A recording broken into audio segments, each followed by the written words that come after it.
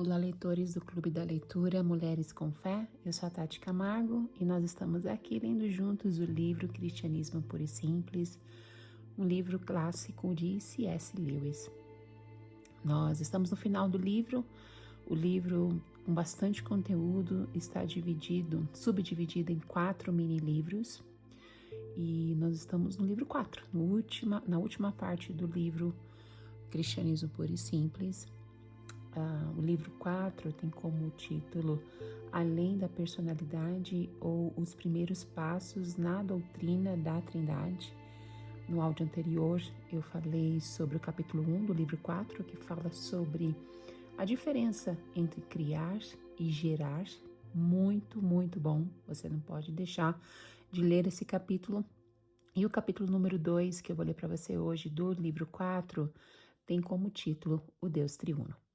Lembrando que, se você ainda não tem esse exemplar, eu sempre incentivo o leitor a fazer a sua aquisição, se assim for possível, para abençoar a obra, né, do autor e também toda a equipe envolvida na publicação dessa obra e para abençoar a sua vida também, seja com um livro impresso ou digital. Você terá um ótimo livro para futuras consultas. Então vamos começar o capítulo 2 do livro 4, O Deus Triuno. O capítulo anterior tratou da diferença entre gerar e criar. Uma pessoa gera um filho, mas cria uma estátua. Deus gerou Cristo, mas o ser humano, Deus apenas criou. Ao dizer isso, ilustrei apenas um ponto sobre Deus, a saber que o que Deus, o Pai, gera é Deus, algo do mesmo tipo que Ele mesmo. Dessa forma, é semelhante a um pai humano que gera um filho humano, mas não é igual. Tentarei explicar um pouco melhor nas linhas seguintes. Hoje em dia, a maioria das pessoas dizem: creio em Deus, mas não num Deus pessoal. Elas intuem que o mistério por trás de todas as demais coisas tem de ser mais do que uma pessoa, e nisso os cristãos concordam. Mas os cristãos são o único povo que oferece alguma ideia de como seria o ser que está além da personalidade. Todas as outras pessoas, embora digam que Deus esteja além da personalidade, na verdade, pensam nele como algo impessoal, isto é, como algo menos do que pessoal. Se você está à procura de algo suprapessoal, algo que é mais do que uma pessoa, então não será uma questão de escolha entre a ideia cristã e as outras ideias. A ideia cristã é a única disponível no mercado.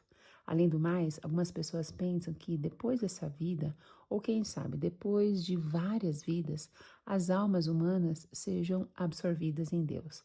Mas quando elas tentam explicar o que queriam dizer, parece que estão pensando nessa absorção em Deus como se fosse algo material sendo absorvido por outra coisa.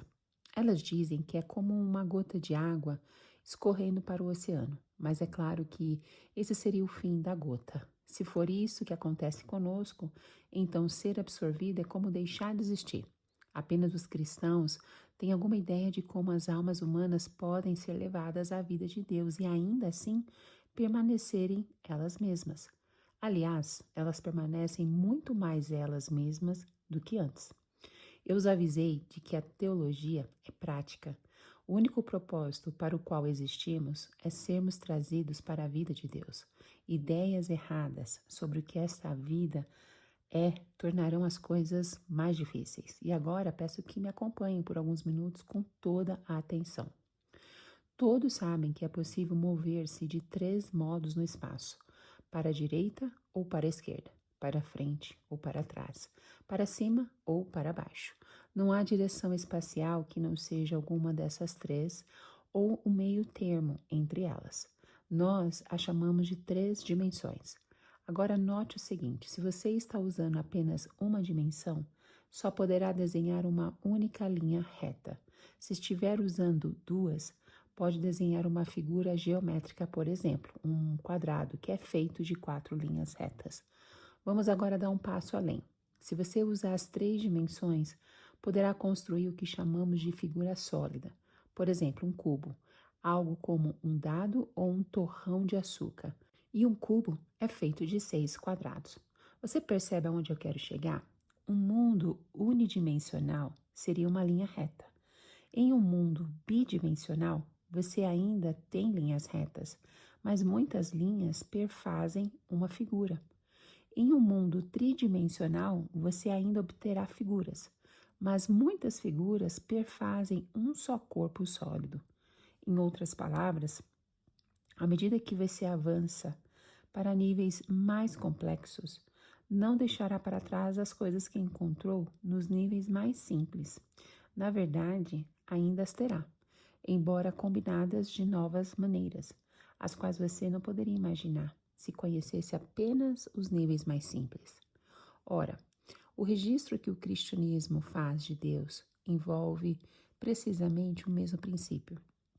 O nível humano é bem simples e bastante vazio, e nele uma pessoa é um ser, e quaisquer duas pessoas são dois seres separados, da mesma forma que em duas dimensões.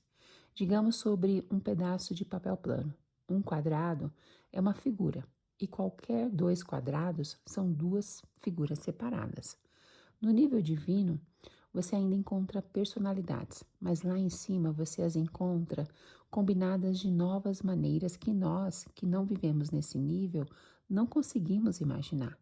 Na dimensão de Deus, por assim dizer, você encontra um ser que são três pessoas, enquanto permanece sendo um ser. Da mesma forma que o cubo são 6 quadrados, sendo um único cubo. É claro que não conseguimos conceber completamente um ser como esse. Da mesma forma que se fôssemos feitos de tal forma que só percebêssemos duas dimensões no espaço, nunca poderíamos imaginar um cubo propriamente dito. Mas podemos ter uma vaga noção disso. E quando nós o fazemos, então estaremos pela primeira vez na vida tendo uma ideia positiva, por mais vaga que ela seja, de algo suprapessoal, algo que é mais do que uma pessoa. É algo que nunca poderíamos ter imaginado. E ainda assim, como já nos disseram certa vez, nós intuímos que quase teríamos condições de adivinhá-lo, porque se encaixa tão bem com todas as coisas que já conhecemos. Talvez você pergunte: se não conseguimos imaginar um único ser tripessoal, qual o sentido de falar sobre ele?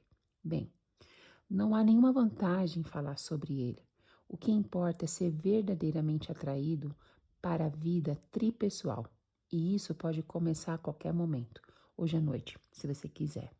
Eis o que eu quero dizer. Um cristão comum se ajoelha para fazer as suas preces e, com isso, está tentando entrar em contato com Deus. Mas, se ele for cristão, saberá que é Deus quem está capacitando-o a orar. O Deus, por assim dizer, que está dentro dele. Mas ele sabe também que todo o seu conhecimento real de Deus vem por meio de Cristo, o homem que era Deus, que tem Cristo ao seu lado, ajudando-o a orar, orando por ele. Você consegue ver o que está acontecendo? Deus é o ser para o qual ele está orando, o objetivo que ele está tentando alcançar. Deus também é o algo dentro dele que o está fazendo seguir em frente, o poder motivador. Deus também é a estrada ou ponte que ele terá de percorrer para alcançar o objetivo. Assim, toda a vida tríplice do ser tripessoal está realmente se dando neste pequeno quarto comum, onde uma pessoa comum está fazendo as suas orações. O homem está sendo arrebatado para um tipo superior de vida, que eu chamei de Zoé, ou vida espiritual. Ele está sendo arrastado para dentro de Deus, por Deus, ao mesmo tempo em que permanece nele mesmo. E foi assim que a teologia começou. As pessoas já conheciam Deus de uma forma vaga. Então veio um homem que alegava ser Deus, e ainda assim não era o tipo de pessoa que se poderia dispensar como um lunático. Ele os fez acreditar nele. Essas pessoas se encontraram com ele novamente depois de o terem visto morto. E então, depois de terem formado uma pequena sociedade ou comunidade, encontraram Deus de alguma forma dentro delas, direcionando-as e capacitando-as a fazer coisas que não conseguiam fazer antes. E quando elas entenderam tudo isso, descobriram que haviam chegado a uma definição cristã do Deus tripessoal. Essa definição não é algo que tenhamos inventado. A teologia é, em certo sentido, uma ciência experimental. São as religiões simples que são inventadas. Quando digo que é uma ciência experimental, em certo sentido, entre aspas, quero dizer que, de um certo modo, é como as outras ciências experimentais, mas não totalmente. Se você é um geólogo que estuda as rochas, tem de sair a campo atrás delas, pois elas não virão até você. E quando você vai até elas, elas não podem fugir. Você detém a iniciativa do processo. Elas não podem nem ajudar, nem dificultar o seu trabalho. Mas suponha que você seja um zoólogo que tem o objetivo de tirar fotos de animais selvagens em seu habitat natural. Isso é um pouco diferente de estudar as rochas. Os animais selvagens não virão até você, mas eles não apenas podem fugir de você, como farão, a menos que você se mantenha muito quieto. Podemos observar aqui um pequeno sinal de iniciativa da parte deles. Agora passemos a um estágio superior. Ao supor que você queira conhecer uma pessoa, se ela estiver determinada a não deixar isso acontecer, você não vai conhecê-la e terá de conquistar a confiança dela. Nesse caso, a iniciativa está igualmente dividida. São necessárias duas pessoas para que a relação de amizade ocorra. Quando sua proposta é conhecer a Deus, é Ele quem tem que tomar a iniciativa. Se Ele não se revelar, nada que fizermos vai possibilitar que o encontraremos. E de fato, Deus se mostra muito mais para algumas pessoas do que para outras. Não porque Ele tenha favoritos, mas porque é impossível para Ele revelar-se a uma pessoa cuja mente e cujo caráter estão em péssimas condições.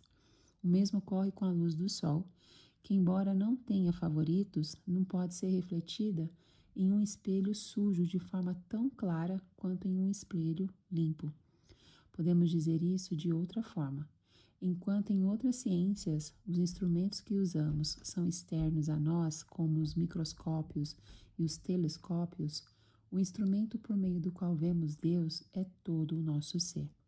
E se o ser de uma pessoa não for mantido limpo e brilhante, sua visão de Deus será embaçada, como a lua vista através de um telescópio sujo. É por este motivo que as nações detestáveis têm religiões detestáveis. Elas ficam olhando para Deus por uma lente suja.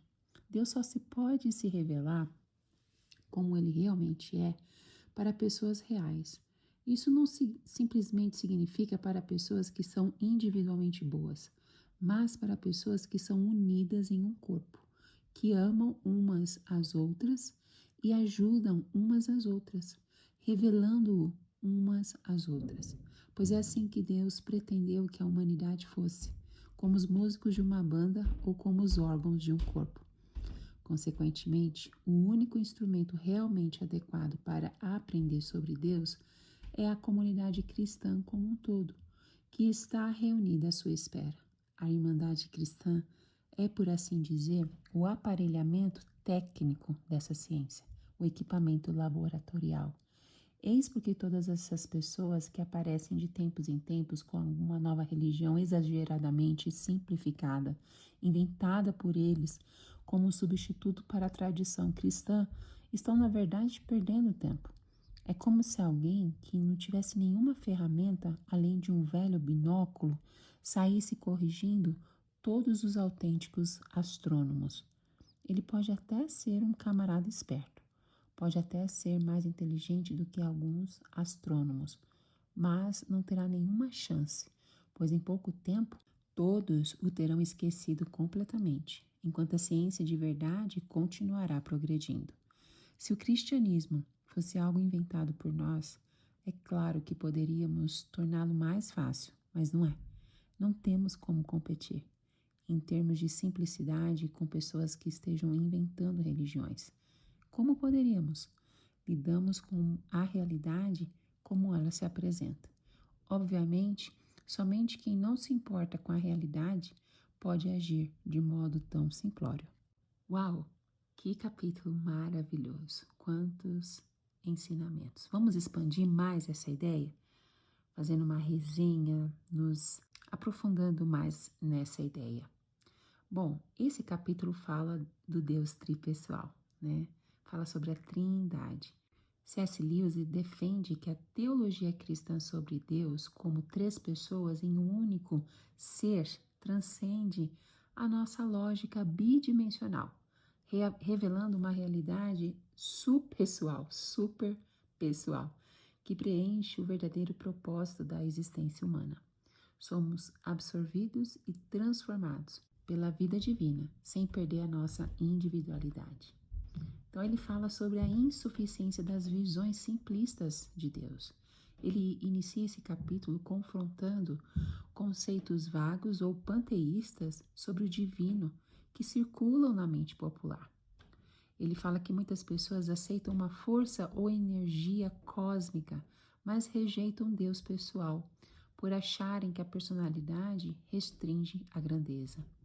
Ele fala que alguns imaginam que a vida após a morte consiste na dissolução de uma alma humana, como uma gota de água que se perde no oceano. E ele aponta que o cristianismo ensina o oposto. A união com Deus não anula a individualidade. Pelo contrário, quanto mais nos aproximamos de Deus, mais plenamente nós mesmos nos tornamos. Então ele faz a analogia das dimensões espaciais, para a gente entender melhor a conceber como um só Deus pode ser três pessoas. Ele utiliza uma brilhante analogia geométrica baseada nas dimensões. Na primeira dimensão, ele fala sobre a linha. Possui apenas o comprimento. Se você desenhar linhas cruzadas, obtém apenas figuras planas, simples. A segunda dimensão, ele fala da superfície do quadrado. Vários traços bidimensionais formam um quadrado. Um ser preso e duas dimensões só entende formas planas e separadas. A terceira dimensão, ele fala do volume, do cubo. Quando passamos para o cubo, nós percebemos que ele é formado por 6 quadrados unidos de uma forma que desafia a perspectiva estritamente bidimensional. E aí ele faz a aplicação teológica. No nível humano, uma pessoa é separada da outra, uma ou duas isoladas. No nível divino, que habita em uma dimensão superior da realidade, a complexidade aumenta de tal forma que a unidade e a multiplicidade coexistem perfeitamente.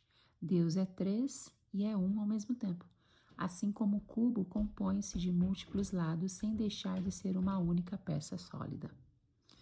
Bom, aí ele fala da dinâmica prática da oração. No final do capítulo, o C.S. Lewis demonstra que a doutrina da Trindade não é apenas uma teoria abstrata para debates acadêmicos, mas é a chave de como a oração funciona no cotidiano. Quando você ora, quem está agindo? Você ora para Deus Pai. É o alvo, é o nosso alvo. Você então percebe que há um impulso dentro de você. É Deus, o Espírito Santo, dando o motivo e a força para orar. Então você ora por meio de Cristo, o homem Deus, que serve como ponte e intercede ao seu lado. A própria experiência da oração coloca o crente dentro do movimento trinitário em tempo real. C.S. Lewis ele encerra esse capítulo com uma metáfora luminosa. Deus não se esconde por capricho dos seres humanos, mas a nossa capacidade de refleti-lo depende de quão limpos estão os nossos espelhos existenciais. A luz do sol atinge a todos igualmente, mas a poeira da imoralidade, do egoísmo, distorce o reflexo. A doutrina trinitária, portanto, culmina em um convite prático para participarmos ativamente dessa comunhão suprema. Amém? E assim a gente conclui esse capítulo maravilhoso com essa explanação, essa resenha que fizemos no final. Espero que tenha abençoado muito sua vida, que você tenha aprendido. Acho que é bom ouvir novamente o áudio, ouvir mais uma vez e compartilhar com as pessoas, o seu grupo, da sua igreja, da sua família, seus amigos. Os áudios estão disponíveis no YouTube, no Spotify. E não esqueça de seguir o Mulheres com Fé, _oficial. Que Deus te abençoe e até o próximo capítulo. Tchau, tchau.